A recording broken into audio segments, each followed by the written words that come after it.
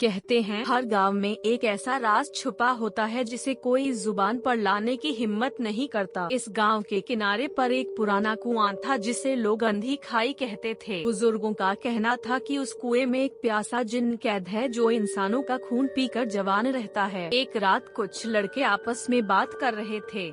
उनमें एक था अरसलान। न उसे अंधेरे से डर लगता था न भूत प्रेत से। दोस्तों ने उसे चुनौती दी, अगर तू सच में बहादुर है तो आधी रात को अंधी खाई के पास जा और उस पीपल के पेड़ के नीचे रखी ईंट उठा ला। अरसलान ने मुस्कुराकर कहा, बस इतनी सी बात, और वो अकेला सन्नाटे भरी रात में उस कुएं की ओर चल पड़ा। कुएं के पास एक पुराना पीपल का पेड़ था। उसके नीचे वाकई एक ईंट रखी थी, जैसे किसी ने जानबूझकर रख छोड़ी हो। अरसलान ने जैसे ही ईंट उठाई, अचानक कुएं के अंदर से एक भारी आवाज आई, वापस रख दे वरना तू कभी वापस नहीं जाएगा। अरसलान ने सोचा दोस्तों की शरारत होगी। वो हंस कर बोला, जो भी है बाहर आ। और उसी पल पीपल के पेड़ के ऊपर से एक लंबी काली परछाई नीचे उतरने लगी। वो जिन्न था। उसकी आंखें जलते कोयले जैसी लाल थीं। उसके हाथ जमीन तक लटके हुए थे और उसके शरीर से धुआं निकल रहा था। जिन्न गरजा, तेरी हिम्मत कैसे हुई मेरी मोहर तोड़ने की?